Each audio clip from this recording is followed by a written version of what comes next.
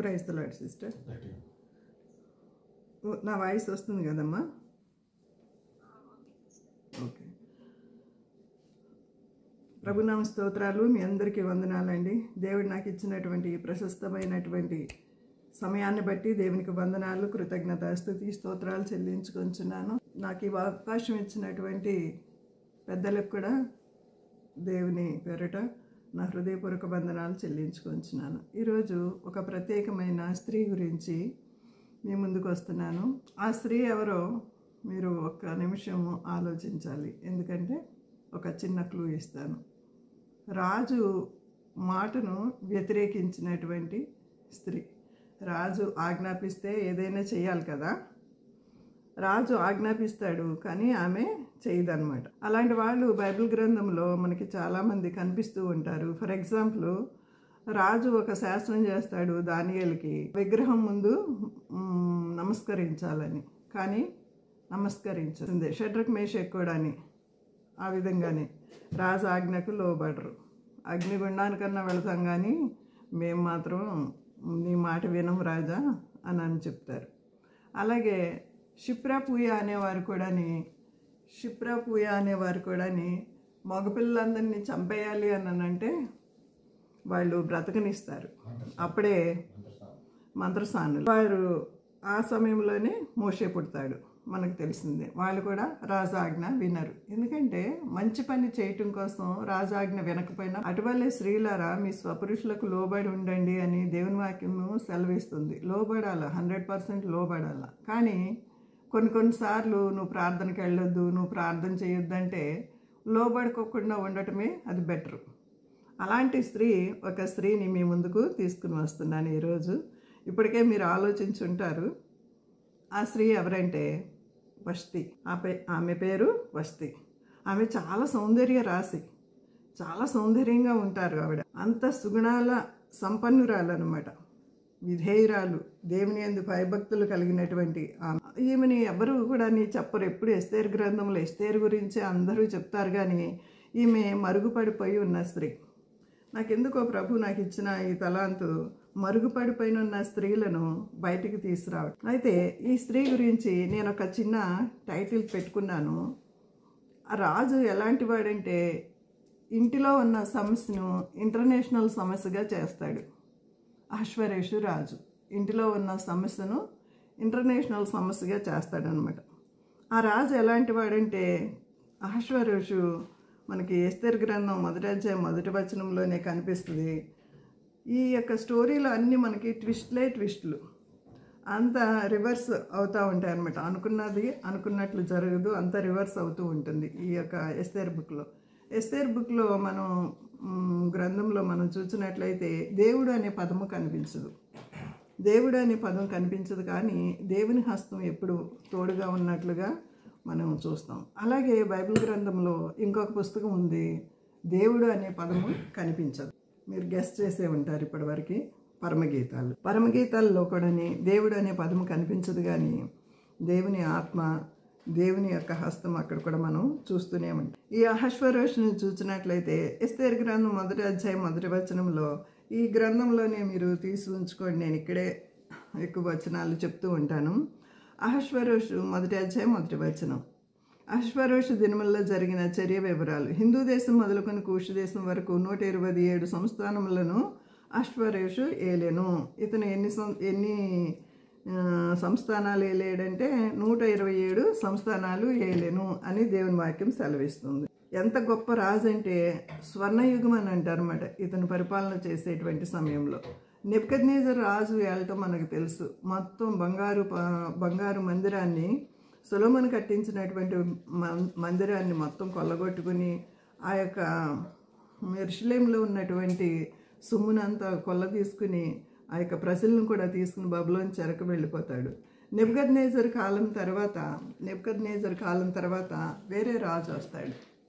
వేరే రాజు ఎవరయ్యా అంటే అతను దర్యావేషు. మనం దానియేలు గ్రంథంలో ఆ విషయం చూస్తాం. తర్వాత మనం దానియేలు గ్రంథానికి వెళదాం. ముందు అహష్వేరోషు గురించి కొన్ని విషయాలు మనం తెలుసుకుందాం. హిందూ దేశం మొదలుకొని కూషు దేశం వరకు ఆయన పరిపాలన చేస్తున్నట్లు మనకు చూస్తాము. ఎస్తేరు గ్రంథంలో ప్రత్యేకత ఇంకోటి ఏంటంటే మన దేశం పేరు దీంట్లో ఉంటుంది. నిజంగా ఎన్నో దేశాల పేర్లు లేకపోయినప్పటికీ మన దేశం పేరు ఉండటం అదొకటి మనకి ప్రౌడ్ అనిపిస్తుంది అనమాట. ఇక్కడ ఒక్కచోటే కాదు, ఇంకా ఎస్తేరు గ్రంథము 5వ అధ్యాయంలో కూడా మనం చూస్తూ ఉంటాము. ఎస్తేరు గ్రంథం 5వ అధ్యాయంలో కూడా భారతదేశం యొక్క పేరు హిందూ దేశంగా మనం చూస్తూ ఉంటాం అన్నమాట. తర్వాత ఎస్తేరు గ్రంథం 1వ అధ్యాయం 2వ వచనం నేను చదువుతున్నా. ఆ కాలం ముందు రాజైన అహష్వేరోషు షూషను కోటలో నుండి రాజ్య పరిపాలన చేయుచుండగా తన ఏలుబడి యందు 3వ సంవత్సరంలో తన అధిపతులందరికీ సేవకులకు విందు చేయించెను. ఇక్కడ విందు చేయిస్తున్నట్లు ఆ విందు కూడా 180 రోజులు చేయించినట్లు మనం చూస్తాం అన్నమాట. ఎందుకు 180 రోజులు విందు చేయించాడు ఈ అహష్వేరోషు? ఎందుకంటే వీళ్ళ నాన్నగారు ఒక దేశాన్ని జయించుదామని వెళతారనమాట. వీళ్ళది స్వర్ణయుగం అని చెప్పాను కదా. వీళ్ళు చేసిందే శాసనం అనమాట, వీళ్ళు మాట్లాడిందే వేదవాక్కు అలాగ ఉంటుందన్నమాట. అలాంటి సమయంలో వీళ్ళ నాన్నగారు వేరే దేశం మీదకి యుద్ధానికి వెళ్ళి ఓడిపోయి వస్తారు. ఆ కసి అంతని ఆయన చనిపోతారు. ఆయన అయిపోయిన తర్వాత తండ్రి చనిపోయిన తర్వాత కుమారుడికే వస్తుంది కదా. అలాగే ఈయన రాజ్య పరిపాలన అహష్వేరోషు పరిపాలన చేస్తూ ఉంటాడు. అదంతా చూసాడేమో, నేను ఆ దేశానికి గెలుచుకురావాలి. ఆ దేశం ఏదో కాదు, గ్రీక్ దేశము. మనము దానియేలు గ్రంథంలో 5 దేశాలు మనం చూస్తాము. ఒక ప్రతిమను నిలబెట్టి మొదటి బంగారము, అది నెబుకద్నెజరు తల అని మనం చూస్తాం. రెండవది మాదేయ పార్శిక దేశము, అది మనం చూస్తాం అన్నమాట. ఆ దేశం మాదేయ పార్శిక దేశంలో ఉన్నటువంటి రాజులే ఈ తండ్రి కొడుకులు కూడా. ఈ అహష్వేరోషు విందు చేయిస్తున్నాడు. ఎందుకు చేయిస్తున్నాడంటే ఇన్ని రోజులు ఇక్కడ ఉన్నటువంటి 127 సంస్థానంలో వారిని కూడబెట్టుకుని, అంటే సపోర్ట్ తీసుకుని వేరే దేశం మీద యుద్ధానికి వెళ్ళటం కోసం అనేసి ఆయన విందు చేయిస్తున్నాడు అనమాట. ఆ విధంగా విందు ఆయన యొక్క స్థాయికి తగినట్లుగా విందు చేయిస్తూ ఉంటాడనమాట. 4వ వచనం. అతడు తన మహిమగల రాజ్యం యొక్క ఐశ్వర్య ప్రభావములను తన మహాత్యాతిశయ ఘనతలను అనేక దినములు అనగా 180 దినములు కనపరచను. ఇది ఆయనకు ఉన్నటువంటి రిచెస్ అంతా కూడాని చూపించడానికి ఇన్ని రోజులు పట్టిందనమాట. అందరినీ కూడబలుక్కుంటున్నాడు. ఆ దినములు గడిచిన తర్వాత రాజు షూషను కోటలో అల్పులకేమి గనులకేమి జనులందరికీ మళ్ళీ 7 దినములు తోటలో, అదేమో రాజు స్థాయికి తగ్గట్టేమో వేరే ప్యాలెస్లో చేయించాడు. ఇదేమో మనలాంటి వాళ్ళకి 7 దినములు తోటలో విందు చేయించాడు. తర్వాత అక్కడ ధవళ ధూమ్ర వర్ణములు గల అవిసనారతో చేయబడిన త్రాళ్లతో చలువరాతి స్తంభముల మీద ఉంచబడిన వెండి కమ్ములను తగిలించిన తెలుపును ఉదారంగు కలిసిన తెరలు వేలాడుచుండెను. మరియు ఎరుపు తెలుపు పసుపు నలుపు అయిన చలువరాళ్లు పరిచిన నేల మీద వెండి బంగారమయమైన జలతారు గల పరుపులుండెను. అచ్చట కూడిన వారందరికీ వివిధమైన బంగారు పాత్రలో పానమిచ్చుచు రాజు స్థితికి తగినట్టుగా ద్రాక్షారసము దాసులు అధికంగా పోసిరి. రాజు స్థితికి తగినట్లుగా వారు విందు చేశారు. రాజు స్థితికి తగినట్లుగా వాళ్ళు అంత గ్రాండ్గా బంగారు పాత్రల్లో మరి ఆతిథ్యం ఇచ్చినట్లుగా మనం చూస్తున్నాం. నేను కూడా దేవుని మహాకృపను బట్టి ఒక మంచి స్థాయిలో ఉన్నాం కాబట్టి మేము కూడా ఒకసారి ఫంక్షన్కి వెళ్ళినప్పుడు బంగారు ప్లేట్లో అన్నం పెట్టారు. అప్పుడు అంటే ఫంక్షన్లో బంగారు ప్లేట్లు ఉపయోగించారన్నమాట. అప్పుడు నేను అనుకున్నాను, మా పిల్లల్ని రానివ్వలేదు, ఇలాంటి అఫీషియల్ పార్టీస్కి పిల్లల్ని రానివ్వరు అన్నమాట. అయితే బంగారు ప్లేట్లు అన్నం పెట్టినప్పుడు అప్పుడు నేను అనుకున్నాను, అరే నా పిల్లలు కూడా ఇలాంటి ఫంక్షన్ చూస్తే బాగుండేది అని అనుకున్నాను అనమాట. అంటే మరి దేవుడు మనకి ఇచ్చినటువంటి అలాంటి కృపను మన పిల్లలు కూడా అనుభవించాలని అనుకుంటాం కదా, అది సహజమే కదా. అలాగా రాజు స్థితి తగినట్లుగా బంగారు దాంట్లోనూ మరి ఆ యొక్క ప్లేస్ కూడా ఎలా ఉందంటే ఎంతో చక్కగా మనకి ఎంతో చక్కగా వివరిస్తున్నట్లు మనం చూస్తున్నాం అనమాట. ఈ రాజు ఇలాంటి స్థితిలో ఉన్నటువంటి ఈ రాజు ఎంత క్రూరుడంటే, ఎంత గర్విష్ఠంటే, ఎంత చెప్పాలంటే నా నోటికి మరి మనం కొన్ని పదాలు ఉపయోగించకూడదు కానీ పనికి మాలిన వాడు అనొచ్చు అనమాట. అలాంటి వాడిగా ఉన్నట్లుగా తర్వాత మనము చూస్తాం అన్నమాట. తర్వాత ఏమవుతుందంటే ఈ విధంగా మనం విందు జరుగుతుంది కదా, అదే సమయంలో ఈ రాణి వష్టి గురించి కదా నేను చెప్పాలనుకున్నది. 9వ వచనంలో మనకి రాణి వష్టి కనిపిస్తుంది. ఒకసారి 9వ వచనం చదువుతున్నాను, చూడండి. రాణి అయిన వష్టి కూడా రాజైన అహష్వేరోషు కోటలో స్త్రీలకు ఒక విందు చేయించెను. ఈమె కూడా ఆమె స్థితికి తగినట్లుగా అందరినీ పిలిపించి ఆమె కూడా లేడీస్ పార్టీ అని ఇస్తూ ఉందన్నమాట. అలా ఇస్తూ ఉన్నప్పుడు మరి 7వ దినమందు రాజు ద్రాక్షారసము తాగి సంతోషముగా ఉన్నప్పుడు కూడి వచ్చిన జనములకును అధిపతులకును రాణి అయిన వష్టి యొక్క సౌందర్యమును కనపరచవల్లని రాజ కిరీటం ధరించుకున్న ఆమెను తన సన్నిధికి పిలుచుకొని వచ్చినట్లు 7వ దినమున రాజు ద్రాక్షారసం తాగి సంతోషంగా ఉన్నప్పుడు మత్తు బాగా ఫుల్గా తలకి ఎక్కినట్లు ఉన్నది. అప్పుడు ఏమంటున్నాడంటే, కూడి వచ్చిన జన్మలకును అధిపతులకును రాణి అయిన వష్టి యొక్క సౌందర్యం కనపరచాలంట. అసలు ఏ భర్త అయినా తన భార్య యొక్క సౌందర్యాన్ని కనపరచాలని అనుకుంటాడండి? అలా కన్నెత్తి చూస్తేనే ఊరుకోరు. ఇంకా ఇలా కన్నెత్తి చూస్తేనే ఊరుకోరు. ఇది మనకు తెలిసిన కల్చర్ ఇప్పట్లో. కానీ ఆ కాలంలో, అన్ని సంవత్సరాల కాలంలో, అందుకేనేమో లేడీస్కి సపరేట్ పార్టీ, జెంట్స్కి సపరేట్ పార్టీ ఇచ్చారనమాట.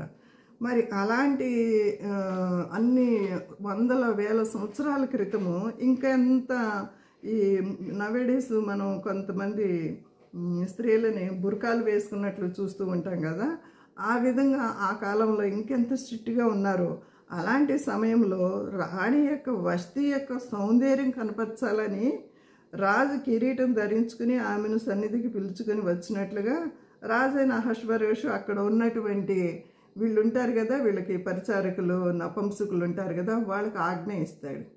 వాళ్ళకి ఆజ్ఞ ఇచ్చినప్పుడు మరి ఈ ఆజ్ఞ కరెక్ట్ అంటారా కాదంటారా మీరే ఒకసారి ఆలోచించండి. నాకైతే ఎంతో బాధ అనిపించింది అనమాట. ఏంటి, ఒక రాణి చాలా సౌందర్యవతి అని ఆమెకి ఒక మంచి దేవుని గ్రంథంలోనే వ్రాయబడి ఉంది, చక్కని మాటలు వ్రాయబడి ఉన్నాయి, మంచి సౌందర్యవతి అని. అంత సౌందర్యవతి అనేటువంటి ఆమె అందాన్ని ఇతరులకి చూపించడానికి మరి రాజు అక్కడికి రమ్మన్నాడు. ఆ యొక్క పరిస్థితులను మనం చూసినట్లయితే అక్కడ పరిస్థితులు ఎలా ఉంటాయి? అందరూ ద్రాక్షారసంతో ఫుల్గా తాగేసి, మరి ద్రాక్షారసం తాగితే ఎలా ఉంటుందో అని ప్రోవెబ్స్లో మనకి తెలుసు కదండి. ఏమని రాసి ఉంటుంది ప్రోవెబ్స్లో? ద్రాక్షారసం వెక్కిరింతల పాలు చేయను, ప్రోవెబ్స్ 20:1 ద్రాక్షారసం వెక్కిరింతల పాలు చేయను, మధ్య అల్లరి పుట్టించును, దాని వశమైన వారందరూ జ్ఞానము లేనివారు. దేవుని వాక్యం స్పష్టంగా చెప్తుంది. దీని వశమైన వారు, ద్రాక్షారసం తాగిన వాళ్ళందరూ కూడా జ్ఞానము లేనివారు. అయితే 23వ అధ్యాయము సామెతల గ్రంథంలో ఇంకొక మాట ఉంటుంది. ద్రాక్షారసము తాగిన వాళ్ళు పరిస్థితి ఎలా ఉంటుందంటే, ఎవరికి శ్రమ, ఎవరికి దుఃఖము, 29వ వచనం, ఎవరికి జగడాలు, ఎవరికి చింత, ఎవరికి హేతువు లేని గాయములు, మందదృష్టి ఎవరికి? ద్రాక్షారసంతో ప్రొద్దుపుచ్చువారికే కదా. కాబట్టి కలిపిన ద్రాక్షారసం రుచి చూచు చేరువారికే కదా. గిన్నెలో తళతళలాడుచుండగాను త్రాగుటకు రుచిగా ఉండగాను దాని వైపు చూడకము. పిమ్మట అది సర్పం వల్లే ఖర్చును, కట్లపాము వల్లే కాటువేయును, విపరీతమైనవి నీ కన్నులకు కనబడును. నీవు వెర్రి మాటలు మాట్లాడదువు. నిజంగా ఈ రాజు వెర్రి మాటలు మాట్లాడినట్లు నాకు అనిపించింది ఆ యొక్క మాటలు చదివినప్పుడు. మనకి బైబిల్ గ్రంథంలో రాయబడిన మాటలే నేను మీకు చెప్తున్నానండి. తర్వాత 23వ అధ్యాయంలో ఇంకొక మాట ఉంటుంది. మీరు సరిగ్గా ఒకసారి గమనించినట్లయితే, ద్రాక్షారసం హెచ్చుగా త్రాగువారితోనైనా మాంసం హెచ్చుగా తినువారితోనైనాను సహవాసం చేయొద్దు అని స్పష్టంగా పరిశుద్ధాత్మ దేవుడు వ్రాయించి ఉంచాడండి. మనకి పరిశుద్ధాత్మ దేవుడు వ్రాయించి ఉంచాడు. కాబట్టి మరి ఇతను ఫుల్గా ద్రాక్షారసం తాగాడేమో, మరి మైండ్ సరిగ్గా పనిచేయట్లేదేమో. అందుకని ఇంకొక వేరే బైబిల్ గ్రంథంలో లేదు కానీ వేరే ప్రతుల్లో మరి బైబిల్ స్కాలర్స్ చెప్పే మాటలు ఏంటంటే, దానిలో ఏమని రాసిందంటే, బైబిల్లో లేని మాటలు ఏమని రాసిందంటే, ఆమెను అక్కడికి వచ్చి చిన్న చిన్న బట్టలు వేసుకుని వాళ్ళందరి ముందు నీ అందాన్ని ప్రదర్శించు, క్యాట్ వాక్ చేయని అని చెప్పారట. అందుకని ఆమె రావడానికి నిరాకరించినట్టు. అంటే ఆమెకు ఒకసారి చూద్దాం ఆమెకు వచ్చినటువంటి పనిష్మెంట్. రాణి అయిన వష్టి 12వ వచనం, ఎస్తేరు గ్రంథం 1వ అధ్యాయం 12వ వచనం. రాణి అయిన వస్తి నపుంసకుల చేత ఇవ్వబడిన రాజాజ్ఞ ప్రకారం వచ్చుటకు ఒప్పకపోగా రాజు మిగుల కోపగించను, అతని కోపము రగులు కొనెను. కోపం వచ్చిందంట, అంటే మామూలు కోపం కాదు, మళ్ళీ కోపం వచ్చింది. మళ్ళీ రెండోసారి ఏమని పరిశుద్ధాత్మ దేవుడు రాయించుతున్నాడంటే అతని కోపము రగులు కొనెను, రగిలిపోయిందనమాట అతని కోపం. వస్తే ఈమె ఒక్కటి నేను రాను అని నిరాకరించినటువంటి ఆ ఒక్క మాటకి ఆయనకి అంత కోపం వచ్చిందంటే, ఇంటి సమస్యను ఇంటర్నేషనల్ సమస్యగా చేశాడని చెప్పినందుకు, ఆమె రాను అని చెప్పినందుకు ఆ ఒక్క మాటకి ఆయన ఎందుకు రానందో, ఆమెకి ఏ ఇబ్బంది కలిగిందో నేను వెళ్ళి ఒకసారి కనుక్కున్నద్దామని ఒక్క మాట ఆయన వచ్చి ఈమె దగ్గరికి వచ్చింటే సరిపోయేది. కానీ ఆయన రాలేదు. రాకుండా మళ్ళీ ఏమంటున్నాడంటే, ఈ మాట జాగ్రత్తగా గమనించండి. 13వ వచనంలో, విధిని రాజ్యధర్మమును ఎరిగిన వారందరి చేత, అందరి చేత అంటే అక్కడ ఉన్నటువంటి అఫీషియల్స్, మినిస్టర్స్ అందరి చేత రాజు ప్రతి సంగతి పరిష్కరించేవాడు, ప్రతి సంగతి పరిష్కరిస్తాడంట. గనుక అతడు కాలజ్ఞానులను చూసి, రాణి అయిన వస్తి రాజైన అహష్వేరోషు అని నేను నపుంసకుల చేత ఇచ్చిన ఆజ్ఞ ప్రకారం రాలేదు, దీన్ని బట్టి నేనేం చేయాలి ఆమెకి అని వాళ్ళ సలహాలు తీసుకున్నాడు. వాళ్ళ సలహాలు తీసుకున్నప్పుడు ఆయన దగ్గర ఉన్నవాడు ఈయనే బుర్రలేనివాడు అనుకుంటే, మరి ఆయన కింద ఉన్నవాళ్ళు వీళ్ళు కూడా ద్రాక్షారసం బావుగా తాగిన వాళ్ళేమో బహుశా.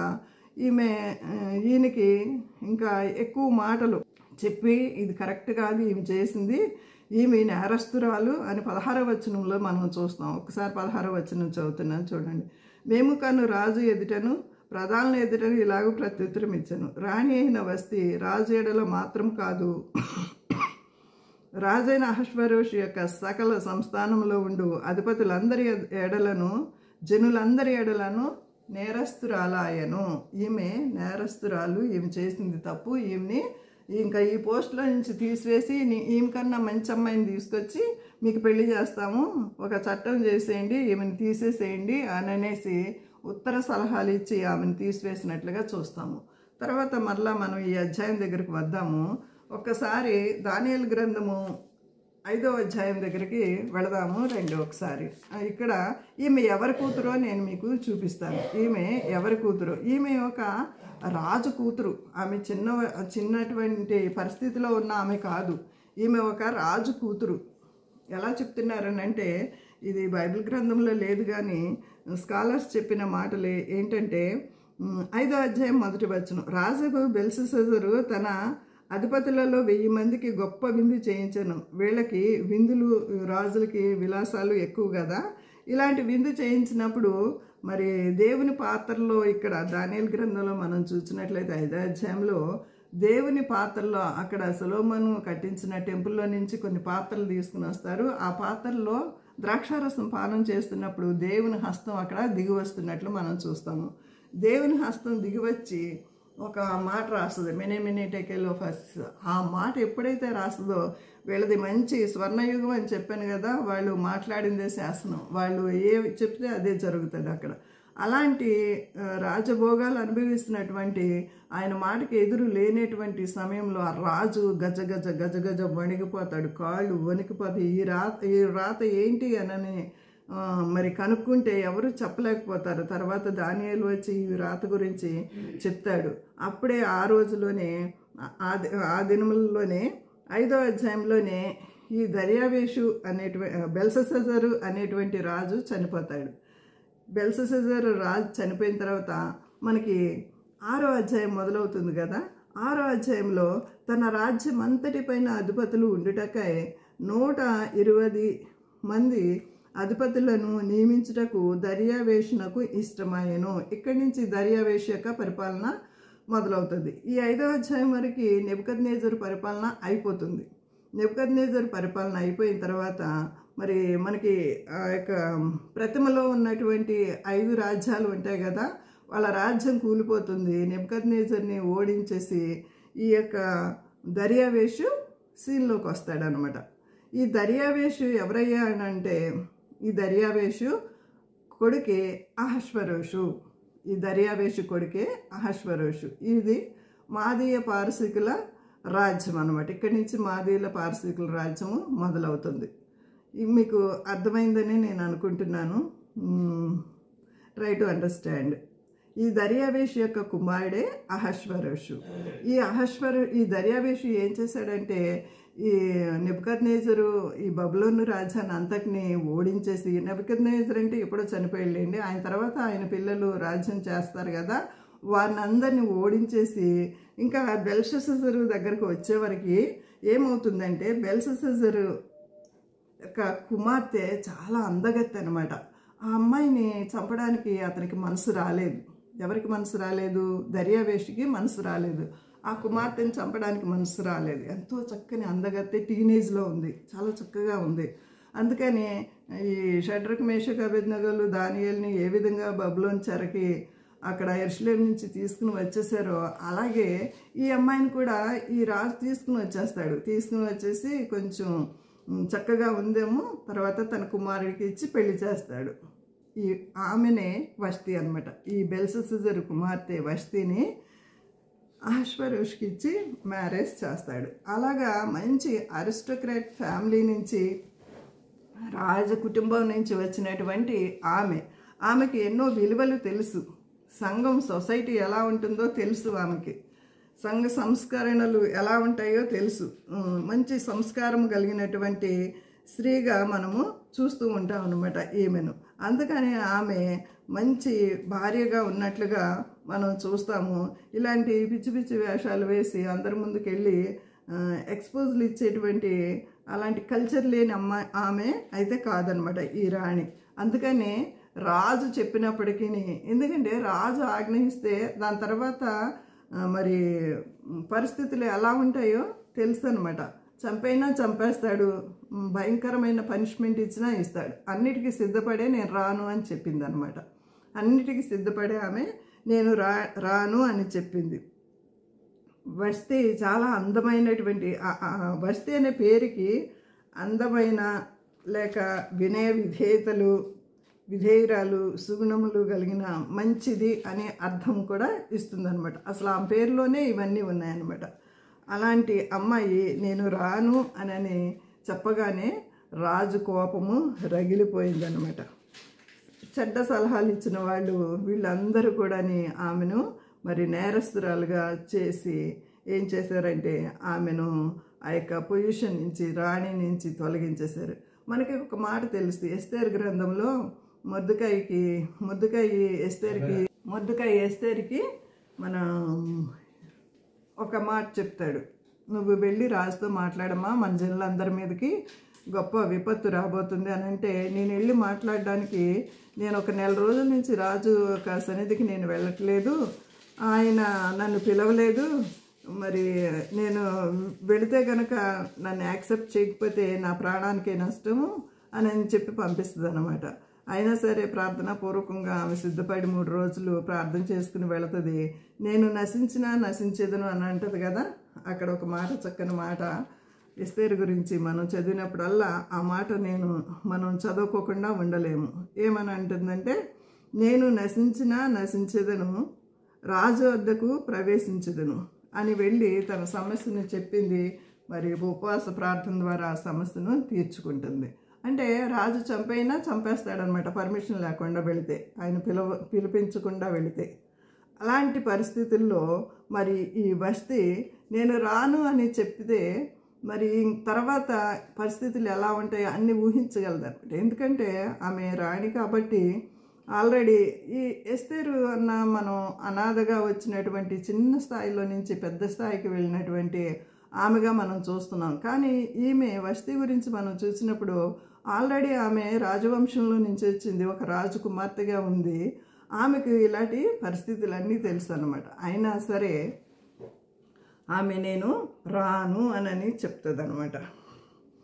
ఇక్కడ మనం ఒక మాట గమనించుకోవాలి. రాజు స్థితికి తగినట్లుగా అని చెప్పారు కదా, ఆయన స్థితికి తగినట్లుగా ఇంత విందులు చేయించాడే మన రాజు.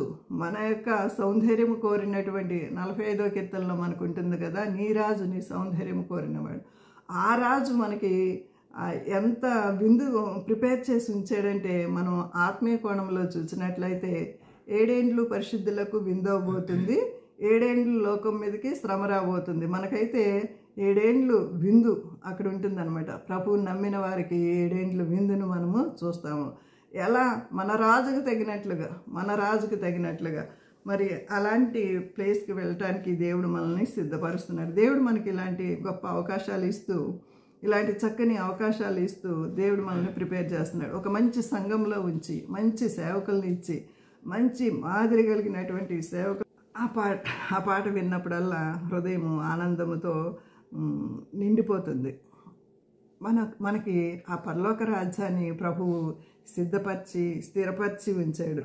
పరలోక రాజ్యాన్ని పరలోక రాజ్యం మన కొరకు ఎదురు చూస్తూ ఉంది. ఇక్కడ క్షణకాలం అటువంటి ఈ యొక్క కొన్ని ఫెసిలిటీస్ కోసము శాశ్వతమైనటువంటి ఆ లోకాన్ని మనం విడిచిపెట్టుకోకుండా మరి చక్కగా మన యొక్క జీవితాన్ని మనము కొనసాగించుదాము. ఇంకా మనం వష్టి గురించి చెప్పినట్లయితే ధైర్య సాహసాలు కలిగినటువంటి స్త్రీగా మనము చూస్తున్నాము. ఈమె ధైర్య సాహసాలు ఎంతగా ఉన్నాయంటే ప్రాణానికి తెగించినటువంటి ఆమెగా చూస్తున్నాము, మాదిరి గల స్త్రీగా చూస్తున్నాము. స్త్రీలారా మీ భర్తలకు లోబడి ఉండండి అని దేవుని వాక్యము చెప్పింది. కానీ దేవుని వాక్యం చెప్పింది కరెక్టే, లోబడాలి. కానీ ఇలాంటి సమస్యలు వచ్చినప్పుడు మనం లోబడకపోయినా అది పర్వాలేదు అని నాకు అనిపిస్తుంది అనమాట. ఇంకా మనం చూసినట్లయితే మత్తయి సువార్త, అసలు మనం ప్రభువుని ఏ విధంగా మన పరలోక ఆత్మీయ కోణంలో మనం చూసినట్లయితే ఈ వాక్యాన్ని, పరలోకపు రాజుని మనం ఏ విధంగా ఆకర్షించాలి, ఈ పరలోక రాజుని ఏ విధంగా మనము తృప్తిపరచాలి అని అంటే మన సత్క్రియల చేత. అందుకే మత్తయి సువార్తలో ఒక చక్కని మాట ఉంటుంది. మత్తయి సువార్తలో 5వ అధ్యాయంలో, మనుషులు మీ సత్క్రియలను చూచి పరలోకమందున్న మీ తండ్రిని మహింపరిచినట్లు వారి ఎదుట మీ వెలుగు ప్రకాశింపనీయుడి అని ఉంటుంది కదా. నిజంగా మన యొక్క సత్క్రియలు అనేటువంటి అలంకరణ, ఇంకా మనకి అలంకరణ గురించి బైబిల్ గ్రంథం ఏం చెప్తుందంటే భర్తకి లోబడటమే అలంకరణ అంటుంది. ఇంకా మృదువైనట్టు సాధువైనట్టు గుణమైన అక్షయాలంకారములు మీకు అలంకరంగా ఉంటాను. బాహ్యంగానూ ఈమె అలంకరంగా ఉంది, మరి లోపల కూడా మంచి చక్కని సౌందర్యవతిగా ఉన్నట్లు వష్టిని మనము చూస్తున్నాం అన్నమాట. అయితే తిమోతి పత్రిక 4వ అధ్యాయము, మొదటి తిమోతి పత్రిక 4వ అధ్యాయం 11వ వచనంలో ఏ విధంగా అయితే ఉన్నదో మనం మాటలోను ప్రవర్తనలోను అందరికీ మాదిరిగా క్రీస్తు ప్రేమను చూపించేవారుగా మనం ఏ విధంగా ఉండాలో, ఆ విధంగా మనం ఏ విధంగా నడుచుకోవాలో ఆ మాటలన్నీ ఉంటాయి. నాకు ఎంతో ఇష్టమైనటువంటి పోర్షన్ ఇది. నీ యవ్వనం బట్టి నిన్ను ఎవరు తృణీకరింపనీయకము కానీ మాటలోను ప్రవర్తనలోను ప్రేమలోను విశ్వాసంలోను పవిత్రతలోను విశ్వాసులకు మాదిరిగా ఉండుము. దేవుడు మన నుంచి ఏం కోరుతున్నాడంటే మాటలోను ప్రవర్తనలోను ప్రేమలోను విశ్వాసంలోను పవిత్రతలోను విశ్వాసులకు మాదిరిగా ఉండమని కోరుచున్నాడండి. ఇంకా దేవుడు మనల్ని ఎలా చేశాడంటే ఆమె వష్టి రాణిగా ఉంది, కానీ మనల్ని అయితే రాణిలుగానే కాకుండా రాజులైన యాజక సమూహముగా చేసినట్లుగా. అధ్యాయము పేతురు పత్రిక 2వ అధ్యాయము 9వ వచనంలో, అయితే మీరు చీకట్లో నుండి ఆశ్చర్యకరమైన తన వెలుగులోనికి మిమ్మల్ని పిలిచిన వాని గుణాతిశయాలను ప్రచురము చేయ నిమిత్తము ఏర్పరచబడిన వంశము. ఆమె రాజవంశమే అయ్యుండొచ్చు. ఈ లోక సంబంధంగా మనల్నైతే ఏర్పరచబడిన వంశముగాను రాజులైన యాజక సమూహముగాను పరిశుద్ధ జనముగాను దేవుని సొత్తైన ప్రజలునై ఉన్నారు అని పేతురు భక్తుడు మనకి ఈ విధంగా సెలవిస్తున్నాడు. ఎంత ఆధిక్యత అండి! పరిశుద్ధులుగా ఉండుటకే పిలువబడిన వారు. నిన్న మొన్న సామెలయ్య గారు పరిశుద్ధత గురించి ఎంతో చక్కని మాటలు సెలవిచ్చారు.